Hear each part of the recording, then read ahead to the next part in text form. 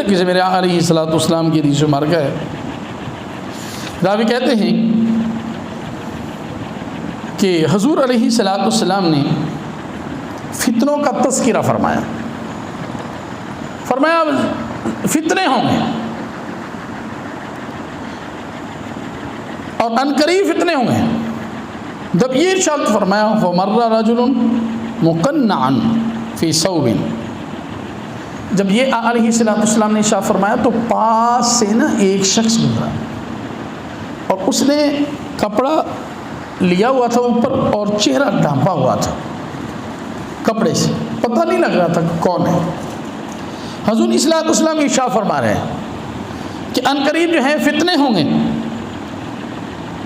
اور ایک شخص گزرا، راوی کہتے ہیں کہ اس نے جو ہے وہ کپڑا اوپر جو ہے اوڑا ہوا تھا، اور فقال ھذا یومئذ علی الہدی، علیہ الصلوۃ والسلام نے ارشاد فرمایا کہ یہ جو بندہ جا رہا ہے نا یہ اس دن حق پر ہوگا۔ اس دن کیا ہوگا؟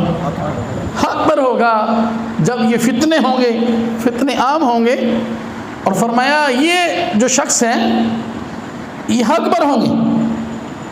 فقمت، راوی کہتے ہیں کہ میں کھڑا ہوا،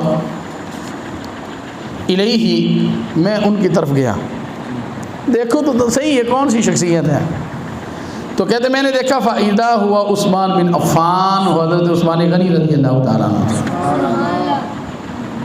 عثمان بن عفان تھے۔ کہتے ہیں قال فاقبلت علیہ بوجہی، کہتے میں نے انہیں پکڑ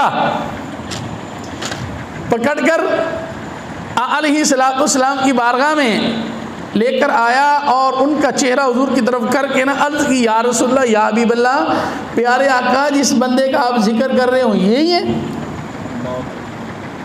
کوئی ڈاؤٹ نہ رہ جائے، کوئی شک نہ رہ جائے کہ یہ جو ہے کہ کسی اور کے لیے کہا تھا، نہیں، بلکہ کہا کہ میں نے ان کا چہرہ علیہ الصلوۃ والسلام کی طرف کیا، اور کرنے کے بعد کہتے ہیں کہ میں نے کہا کہ یہی شخصیت ہے، تو فقلت ھذا، میں نے کہا ھذا یہی ہے، تو علیہ الصلوۃ والسلام نے ارشاد فرمایا قال نعم، فرمایا جی ہاں یہی وہ شخصیت ہے، جب فتنوں کا دور ہوگا یہ میرا عثمان جو ہے یہ حق پر ہوگا، میرا عثمان کیا ہوگا؟ حق پر ہوگا جب فتنوں کا دور ہوگا۔ تو حضرت عثمان غنی رضی اللہ تعالی عنہ جو ہیں، جب بھی کوئی اسلام پر مشکل وقت آیا ہے تو حضرت عثمان غنی رضی اللہ تعالی عنہ نے اپنے مال کی قربانی دی ہے، اور اسلام پر وہ جو وقت مشکل آیا ہے اس میں جو ہے وہ مکمل طور پہ جو ہے وہ تعاون فرمایا، اور حضور علیہ الصلوۃ والسلام بھی آپ سے کمال محبت فرمایا کرتے تھے، اور حضور علیہ الصلوۃ والسلام سے یہ بھی بہت زیادہ محبت فرماتے۔ جب بھی کوئی حضور علیہ الصلوۃ والسلام کی زبان سے لفظ نکلا ہے، مثال کے طور پہ یہ اب جو جنت البقیع ہے جہاں پہ قبرستان ہے، یہ بھی حضرت عثمان غنی رضی اللہ عنہ خرید کر دی ہے جگہ۔ بیر عثمان جو ہے وہ بھی حضرت عثمان غنی رضی اللہ تعالیٰ عنہ خرید کر دیا ہے، یہاں تک کہ اب وہاں پہ اہل بیت اطہار کے بھی جو ہیں وہ لوگ مدفون ہیں، اور اصحاب رسول بھی مدفون ہیں، اور اس کو جنت البقیع کہتے ہیں۔ حضرت عثمان غنی رضی اللہ تعالیٰ عنہ کو حضور علیہ الصلوۃ والسلام نے صرف یہ فرمایا عثمان وہ جگہ دیکھنا، جگہ اچھی ہے، جگہ کیا ہے؟ تو حضرت عثمان غنی رضی اللہ تعالیٰ عنہ نا یہ نہیں کہ دیکھ کے آ گئے، بلکہ گئے اور جا کر خرید کر حضور کی بارگاہ میں عرض کیا حضور میں نے وہ جگہ خرید لایا۔ فرمایا میں نے تو یہ نہیں کہا تھا تجھے کو خرید کے لانا، فرمایا حضور جب آپ نے کہہ دیا تھا یہ جگہ اچھی ہے تو پھر آگے کون سی بات ہے؟ جب اچھی ہے تو پھر اسے خرید لینا چاہیے، پھر وہ کسی کافر کے پاس ہونی نہیں چاہیے، وہ پھر مسلمانوں کے پاس ہی ہونی چاہیے۔ تو حضرت عثمان غنی رضی اللہ تعالیٰ عنہ بس حضور کا اشارہ ہوتا تھا، آپ اپنا مال جو ہے وہ اللہ کی راہ میں حضور کے فرمانے پر جو ہے وہ قربان کر دیتے تھے۔ تو یہ عظیم شانیں جو ہیں حضرت عثمان غنی رضی اللہ تعالی عنہ کو اللہ تبارک تعالیٰ نے جو ہے وہ عطا فرمائی ہیں۔ اللہ تبارک تعالیٰ کی بارگاہ میں دعا ہے اللہ تبارک تعالیٰ ہمیں ان کی سیرت طیبہ پر عمل کرنے کی توفیق عطا فرمائے۔ اور آج کل جو فتنوں کا دور ہے اٹھ رہے ہیں، اللہ تبارک تعالیٰ ان سے ہم سب کو محفوظ فرمائے۔ آج کل جو ہے وہ حضرت عثمان غنی رضی اللہ تعالیٰ کا عرس ہے، بعض لوگ عید مناتے ہیں، اس پہ عید منا رہے ہیں۔ ان سے پوچھا جائے عید کیوں مناتے ہو؟ جی علیہ الصلوۃ والسلام نے حضرت علی المرتضیٰ رضی اللہ تعالیٰ عنہ کے بارے میں حدیث ارشاد فرمائی تھی، من کنت مولا فہذا علی مولا، جس کا میں مولا ہوں اس کی علی بھی مولا ہوں۔ اب بھئی یہ حدیث حضور صلی اللہ علیہ وسلم کے بارے میں ارشاد فرمائی، تو آپ کے بارے میں تو ہزاروں حدیثیں حضور نے ارشاد فرمائی ہیں، پھر آپ ہر حدیث پہ عید منائیں۔ جب حضور صلی اللہ علیہ وسلم نے یہ ارشاد فرمایا کہ علی جو ہیں یہ دنیا میں بھی میرے بھائی ہیں اور قیامت والے دن بھی بھائی ہوں گے، چھوٹی حدیث ہے یہ؟ حدیث کوئی چھوٹی ہے؟ اس کا کوئی درجہ کم ہے کہ حضور صلی اللہ علیہ وسلم یہ کہیں کہ علی تیرے چہرے کو دیکھنا عبادت ہے؟ علیہ الصلوۃ والسلام یہ کوئی حدیث جو ہے وہ اس کا کم درجہ ہے کہ حضور صلی اللہ علیہ وسلم یہ ارشاد فرمائیں کہ کل جھنڈا میں ایسے شخص کو دوں گا جو اللہ اور اس کے رسول سے محبت کرتا ہے اور اللہ اور اس کا رسول بھی اس سے محبت کرتا ہے۔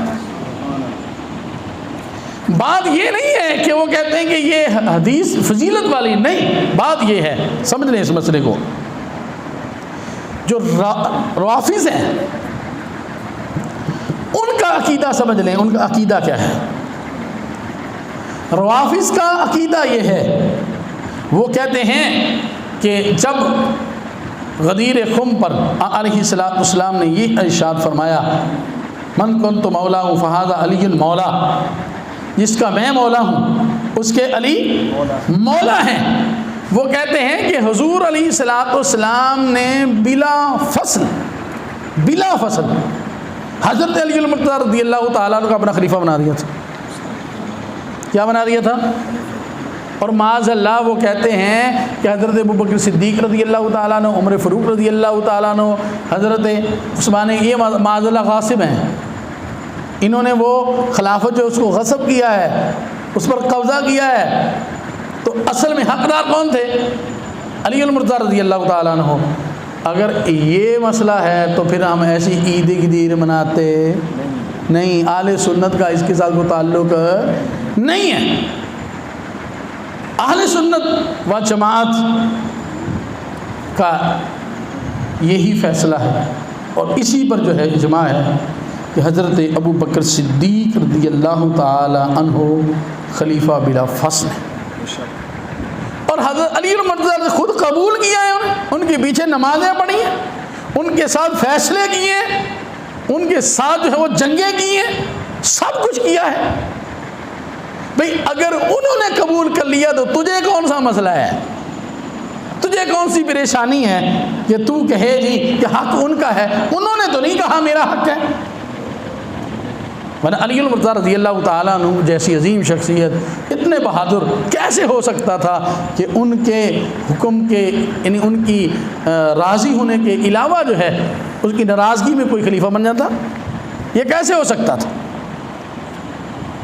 تو بات یہ ہے کہ ہمارا کوئی ایسا عقیدہ نہیں ہے، اہل سنت کا ایسا عقیدہ نہیں ہے۔